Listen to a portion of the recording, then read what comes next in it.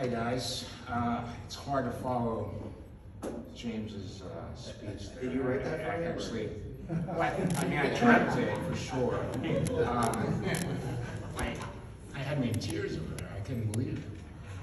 You know? I'm really fortunate to have been able to be a coach and a mentor, because I'm gonna be real. It's gonna be rough for me. We'll get through it. But it's awesome to be honored tonight, and thank you so much. But you know, to be a mentor, to be a coach, and I know I'm honored as a coach. I've been in Tampa, 15 years. Shava Bonus brought me here. I was really happy by that. Christopher James, XFC days. You know, we traveled different cities, different states, and that was really cool. And it was everything about Tampa is welcoming, except for the people of Tampa that owned other schools. I've always been the, what do you call it, the new kid on the block. I'm originally from South Florida. You know, I moved to Kentucky, and instantly, you know, it was a war. You know, there's, what do they say? There's always politics and everything, right? And that's even school owners. Everybody knows that. You know, we can't all get along all the time. I mean, come on, we're fighters. We're gonna argue, no matter what. You know, but if shit gets real, you know, we can throw punches. That's the best part about it, right? And the thing is, you know, but in my way, you know, it's always better to be classy, so to speak. I know a lot of people don't see me in that way sometimes. I'm always like the heel. I've always been a really harsh coach, but the thing is about being a harsh coach is, it wasn't me, personally, actually. I was a little man on the shoulders of great people.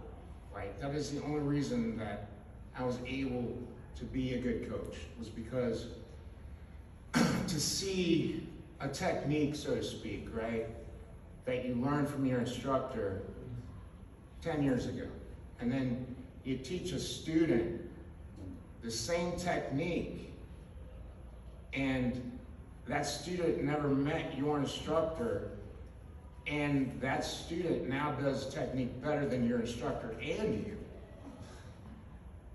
right? And that's prompts. That's the goal, is the knowledge and passing it through. And to see people succeed. And not necessarily, I mean, of course, we all want the next UFC champion, of course. I'm not, duh. You know, we want them to be black belts, of course. Train every day, my friend.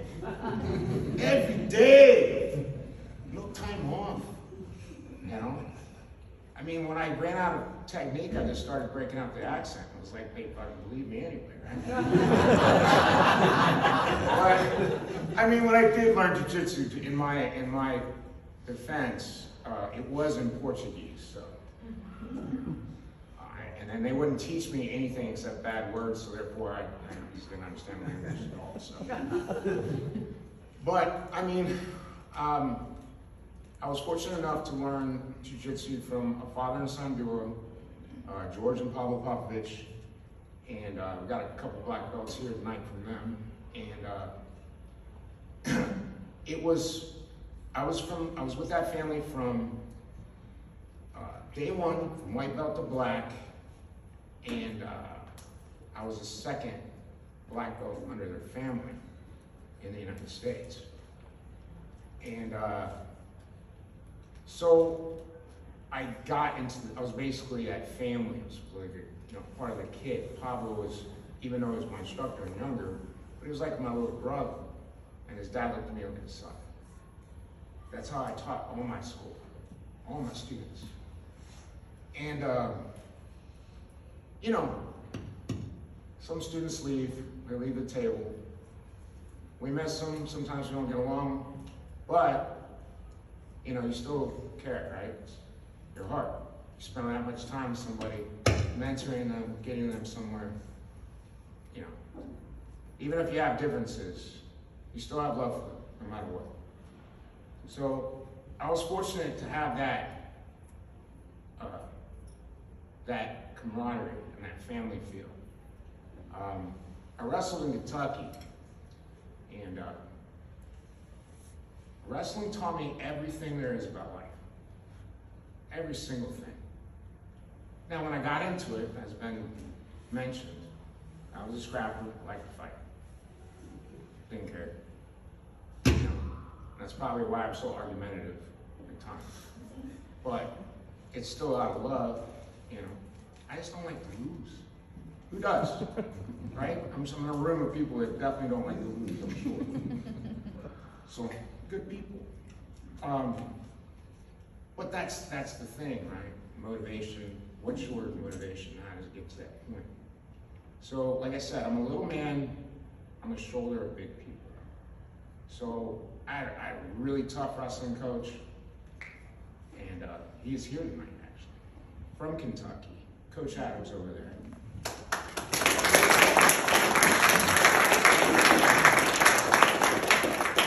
He's seen me do this before one time, and they were going to cancel the wrestling program in my high school.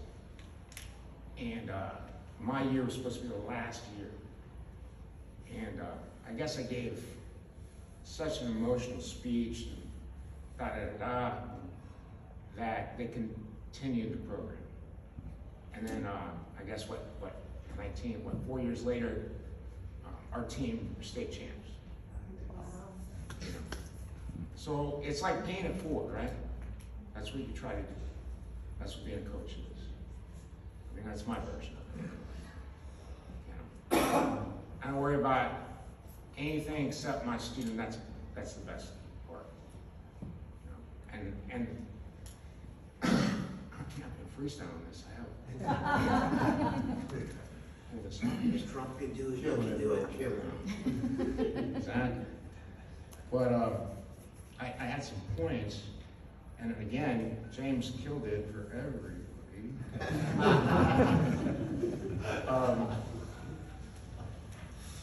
Now, I mean, I'm lucky to be here, and I'm glad that I'm alive.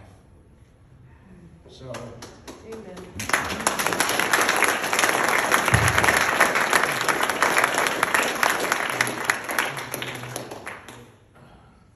You ever been sucker punched? Yeah.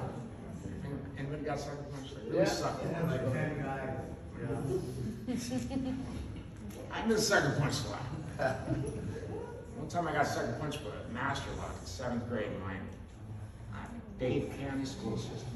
Jesus Christ. I went to jails that were better than that. But This is true. it's absolutely true. It's funny because it's true. No, but the biggest thing about cancer is it felt just like getting hit. I mean, like sucker punch, you know. Yeah, at that point where they tell you know, when they really tell you, you're gonna die. And then you're like, what do you mean? Like 10 years, 20? What we got? And they're like, well, maybe a year. And I was like, oh, okay, so what's next? Right? What's next? I mean, to me, it's like, I don't know how to give up. I'm not wired that way at all. And, you know, doctor was like, oh, you know, they don't call it terminal anymore, they call it palliative care. I guess somebody made that up. It's a nicer word for terminal. But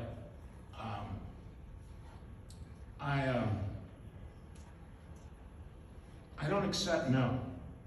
I don't accept failure, and I have a very short-term memory. And I was like, what are we doing? What's gonna happen? And oh, well, if we do this, this might not work, and you'll basically feel like shit dying. Okay, well, you never met me, and you never seen me fight.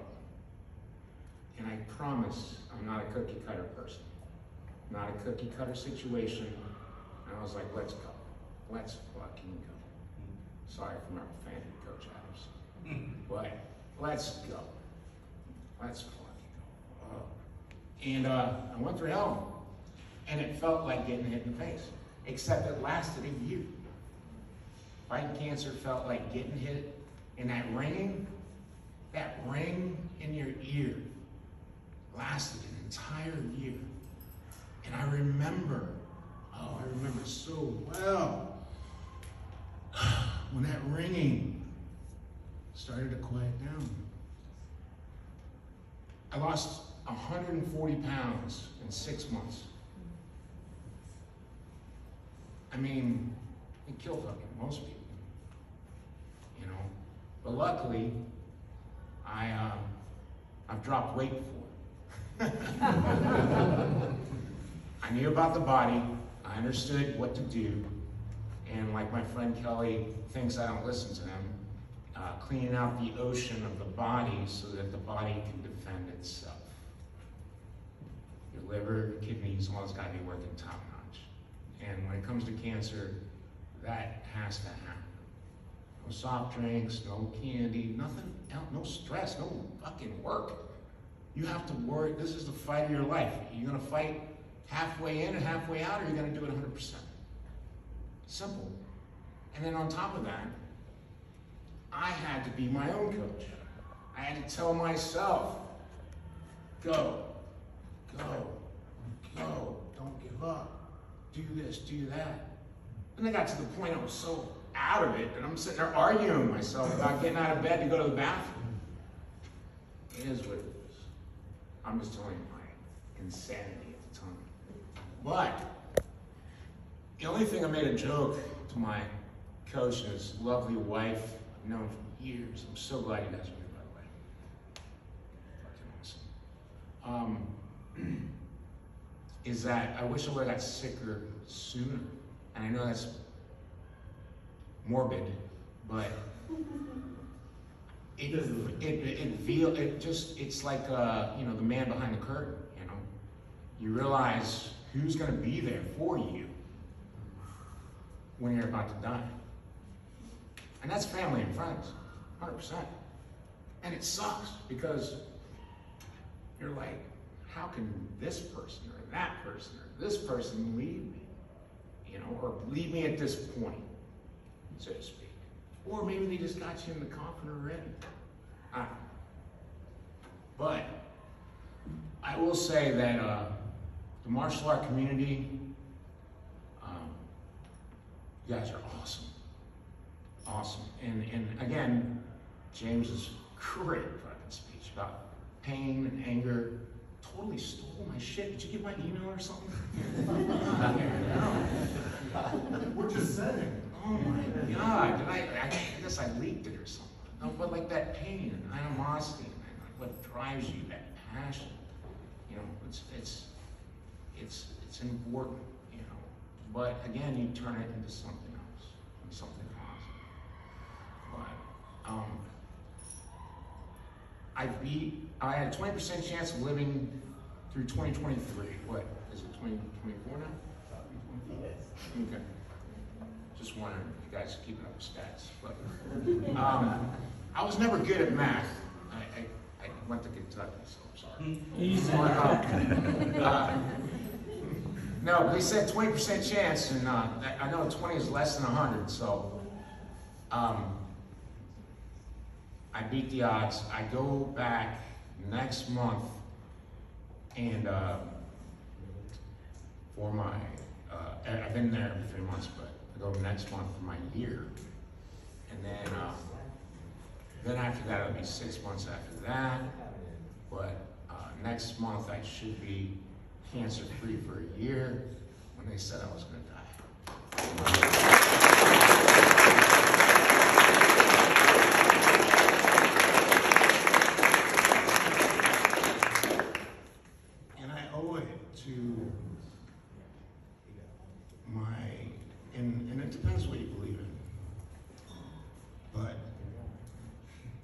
I feel my chimeric points are high, and that I've done a lot for a lot of people, and they did a lot for me. And you know, you get to this whole survivor's guilt thing, it's real.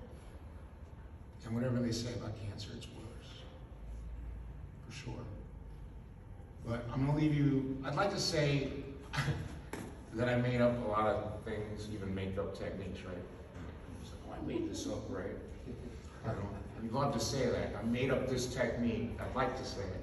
I say it, I have some students here, and I say it all the time. It's like, I like to think I made this up, but let me show you anyway. It was something of a metaphor that I've always used since high school. And I don't know if I got it from Coach Adams or teammates, friends. But I say, if you breathe, you can move. If you move, you can fight. And if you fight, you can win. That's it.